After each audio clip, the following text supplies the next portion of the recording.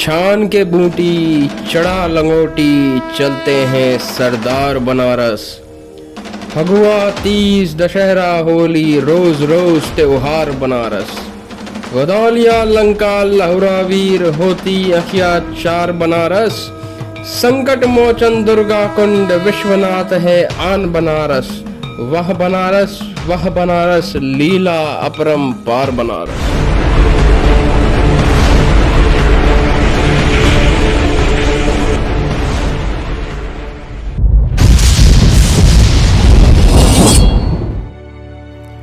एक बार फिर से स्वागत है आप सभी का अपने YouTube चैनल यदकुल रीत सदा चली आई में।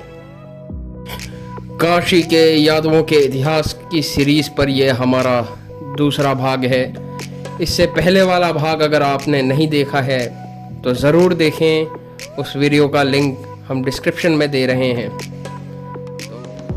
गंगा नदी के किनारे बसा मानव सभ्यता का सबसे पौराणिक शहर और सनातन धर्म का केंद्र, भगवान देवादिदेव महादेव की नगरी बनारस उर्फ काशी। बनारस का जो भी रस है वो यहाँ के वीर यानी सरदार यानी यादवों और यहाँ के गुरुओं यानी ब्राह्मणों के कारण है। इन दो जातियों को निकाल दिया जाए तो बनारस नीरस के समान है। बनारस के छटा की बात ही कुछ निराली है। यहाँ सुबह होती है गंगा किनारे आरती से और यहाँ के सरदार यानी यादवों के अखाड़े से जोर आजमाइश की आती आवाजें ये काशी की शान में चार चांद लगाते हैं।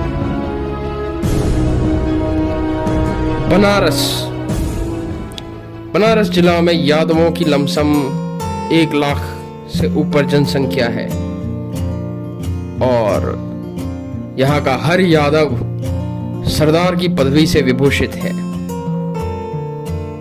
यहाँ यादव कैसे आए उसकी भी एक कथा है। बनारस के शुरुआती इतिहास पर गौर करें तो जब से बनारस यानी काशी अस्तित्व में आया तब से ही यहाँ यदुवंशियों का शासन रहा।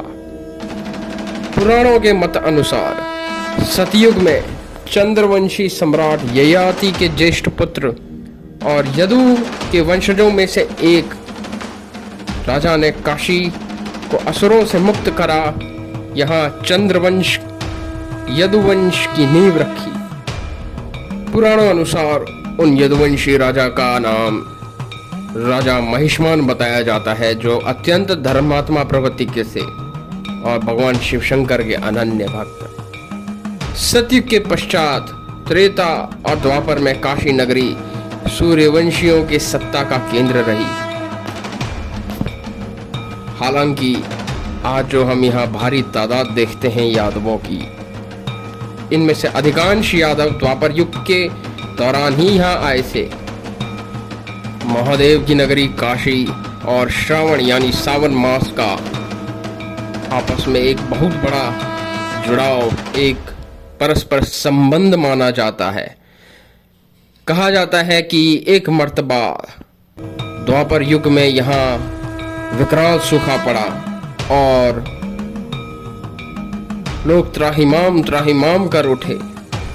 तब ऋषियों के निवेदन पर भगवान श्री कृष्ण ने आर्यवर्त के सभी महाजनपदों में विराजमान अपने सजातीय यादव कुल के बंधुओं संग यहाँ कूच किया और यहाँ भगवान शंकर का दूध से अभिषेक कर उन्हें प्रसन्न किया। और तभी से यहाँ एक परंपरा ने जन्म लिया जिसके अनुसार हर श्रावण मास के प्रथम सोमवार को काशी विश्वनाथ में भगवान शंकर का प्रथम महारुद्र अभिषेक भगवान श्री कृष्ण बलदाऊ जी के वंशज यानी यादवों के हाथों संपन्न होगा।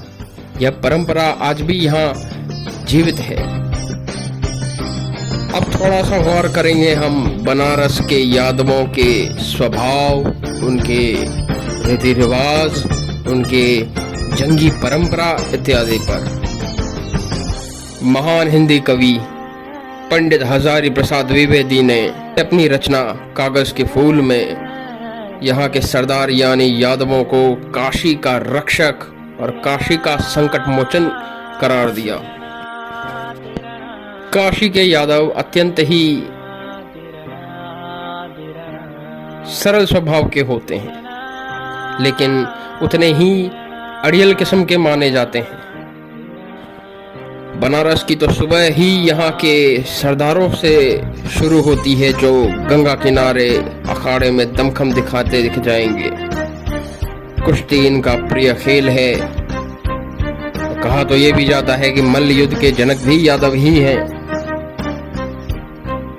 पान चबाना, भांग पीना, केसरिया पगड़ी बांधना और रौबदार मूछों पर ताव देना आदि यहाँ के यादवों की निशानी मानी जाती है।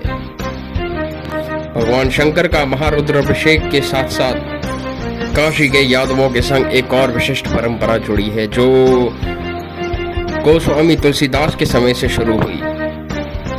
कहते हैं कि जब गोस्वामी तुलसीदास का बनारस आगमन हुआ, क्योंकि गोस्वामी तुलसीदास जी भगवान श्री रामचंद्र जी के अनन्य भक्त थे, तो जब उनका बनारस आगमन हुआ तो बनारस के यादवों के अतिरिक्त निर्मल और स्वच्छ मन का उन्हें कोई और नहीं दिखा।